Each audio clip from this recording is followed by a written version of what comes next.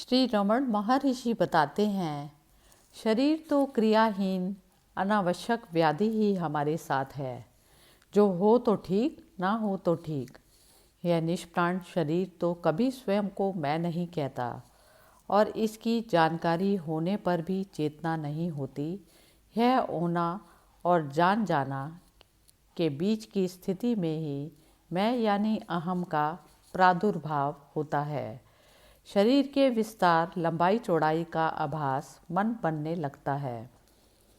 सुषुप्ति में कोई नहीं कहता कि मैं नहीं हूँ, अर्थात यह शरीर नहीं कहता कि मैं हूँ। एक बार आत्मचेतना का भास हो जाए तो सब कुछ जागृत और क्रियाशील हो जाता है। अब पैनी दृष्टि से देखो, खोजो कि यह मैं क्या है।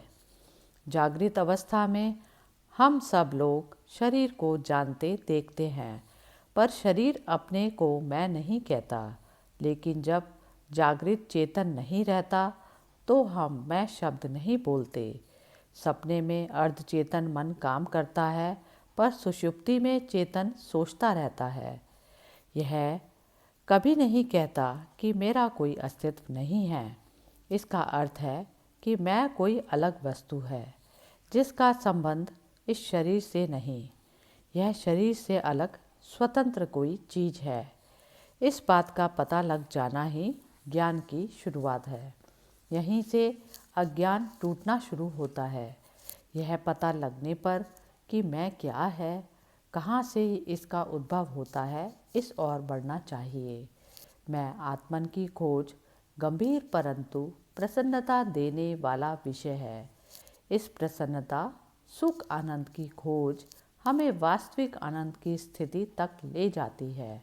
यहीं से आत्म अनुभव होने लगता है। स्वयं की खोज या छानबीन एक सीधा रास्ता है।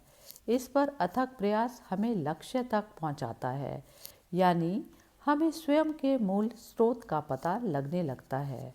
आश्चर्य की सोने के साथ में मैं आत्मन कैसे सो जाता है और जागने के साथ कैसे जाग जाता है।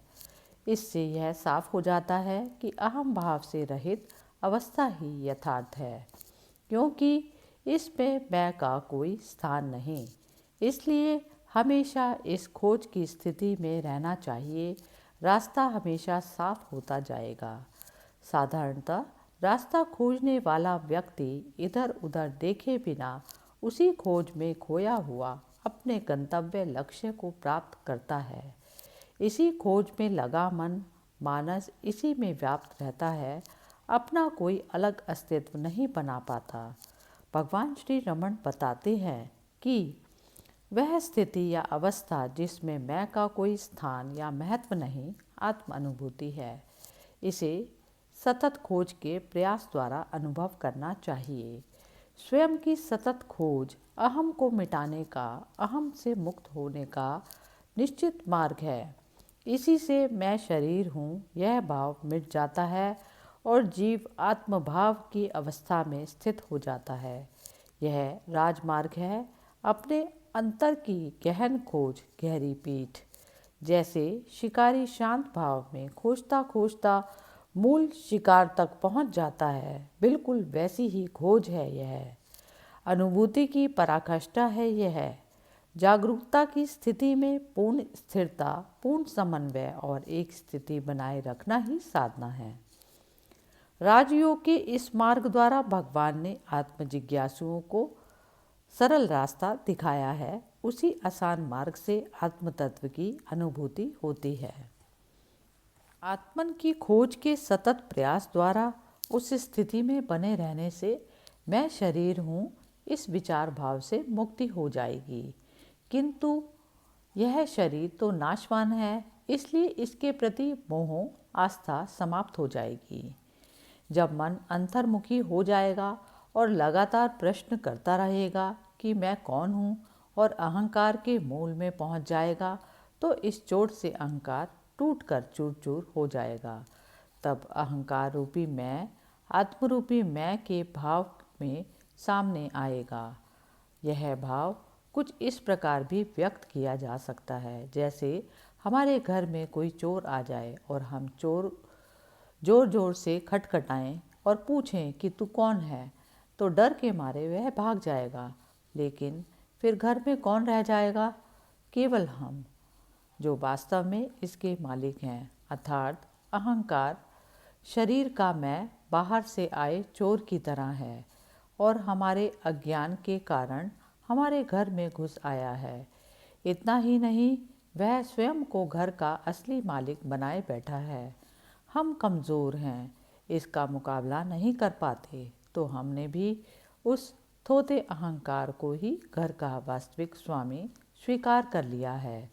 अब सच्चा स्वामी आत्मन बाहर खड़ा खड़ा पूछ रहा है। भगवान श्री रमण महर्षि कहते हैं, लगातार उसे खोजते रहो, पूछते रहो, वह निकल जाएगा।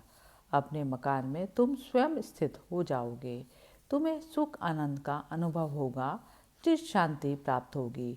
अगर अहम नहीं तो और कौन है? इसलिए श्री रमण महर्षि कहते हैं, तथाकथित अहम का नाश ही मुक्ति है। अब जिज्ञासु को इस अहंकार को मार देना है या मरने देना है, जिसके बाद वास्तविक मैं जो आत्मस्वरूप है हमेशा प्रकाशित होता रहेगा। तब पता लगेगा कि कर्ता कौन है, तब कर्ता भाव ही मिट जाएगा।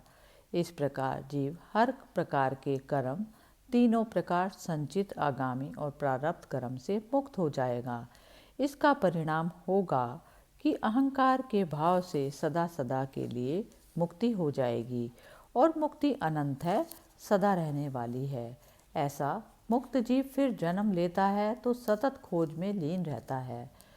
उस मूल स्रोत को जान जाता है, वह सदा तरोताजा प्रणव रूप में रहता है। मुक्त आत्मा ऋषि होता है। आत्मा में जन्म लेना, आत्मा में होना और आत्मा की खोज में सतत रहना ही भगवान श्री रमण की शिक्षाओं का सार तत्व है। सदैव स्वयं की खोज उनकी बौद्धिकता का वास्तविक स्वरूप है।